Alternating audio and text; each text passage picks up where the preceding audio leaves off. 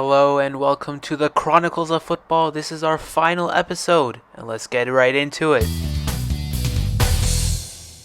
Alright, so this is our final episode of season 1. It is episode 6, and I want to do a quick recap on what we have spoken about these past 4 or 5 episodes. We started off quite naive on what the definition of football was here in Ontario, and we came to realize that the sport has expanded itself since 2005, not only with multiple teams being created, but Toronto and North American teams looking at Europe for talent, and a lot of Canadian teams and Canadian players looking to Europe, to expand their skills and whatnot, and some star players that we saw, get the limelight earlier this season, like Alphonso Davies, a Canadian player, Anthony David. It's it's something quite unique that we haven't seen before, and I feel like this is the beginning of Canada's footballing career, or footballing atmosphere, if you want to say it that way. And so we came to speak about how Canada also, qualifying for the World Cup this year. I feel like it's something that we haven't had, obviously, for nearly 30 years, and for us to be pushing the boundaries and coming first in the North American qualifiers just goes to show that not only is Canada an up and coming team for the international game, but our talent, our youth in the sport of football is becoming more prominent, especially in Europe. If you look at where Canadian players go, they don't go to these small teams in Belgium, or second divisions in Spain or whatnot. They're in the first leagues. Anthony David in the first league of France, and Alphonso Davies for Bayern Munich. Champions League winners a few seasons ago, top of the German league. Almost every season. So these guys are going to big teams, which shows their promise, their talents, and we got to see that the behind the scenes of it earlier in this season, for the Chronicles of Football, and it's quite unique. I would say, throughout this first season, I've definitely been on a journey along with you guys, the listeners, with expanding my knowledge on the sport, especially here in North America, in Canada.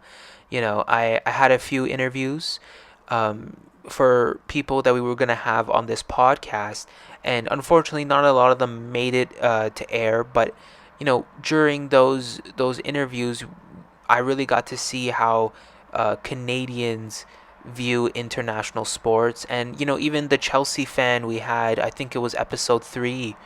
How we saw how he saw international football. He's a Chelsea fan that's in England. He lives here in Toronto, and we got to see how someone who supports a team all across the pond, how he supports his team, and how he cherishes, can't say that word, cherishes the sport of football, even though he's in a country that is up and coming, in the likeness. And that was great to see. We also spoke about, I think it was later in the season, we spoke about accountability, that needs to be held for professional players now. Speaking about this, we can obviously see that accountability for any celebrity, professional athlete, anyone that has the spotlight on them, needs to be taken seriously, and we spoke about that in last week's episode. And it goes to show that no matter what, whether you're playing in North America, South America, Africa, Europe, wherever, Asia, uh, accountability will be taken, as long as you're in the right atmosphere. We see all these celebrities in LA doing what they want, and not facing any repercussions till it's too late, and someone gets hurt.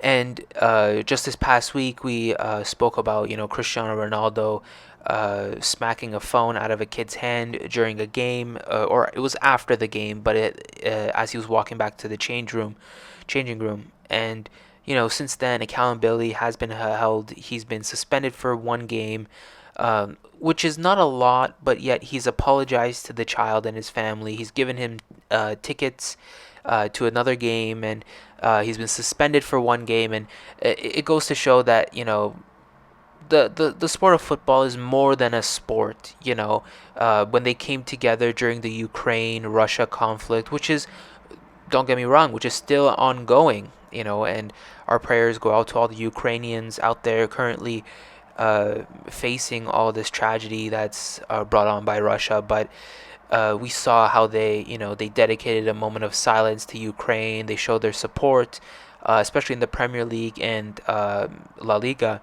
We really got to see that with a lot of Ukrainian players, being shined. They got posters, murals, and they came out and they spoke about how we should all live in peace and harmony, and it makes a lot of sense. And so the sport of football, we've all come to realize that it's no longer just a sport. It's a way of how people view each other, whether or not you support another team, you support a rival team or whatnot. When it's serious, when things come down to it, we all can come together through the sport of football, whether that was supporting, like I said just now, Ukraine, or the BLM movement, or whatnot. We can all come together through that sport, and it's been proven, through the past events, that people come together and show their empathy and their support through this sport, and it's great to see people coming together. It's something, it's refreshing in today's day and age, where we're faced with a lot of arguments, a lot of people always having their guards up, but it's great to see people coming together in this sport. And for one final time, this has been our final episode of the season, episode 6. Thank you once again for tuning in throughout this season. I really appreciate it, and I really hope you guys learned something about the sport of football. Make sure to tune in a few months when season 2 comes out.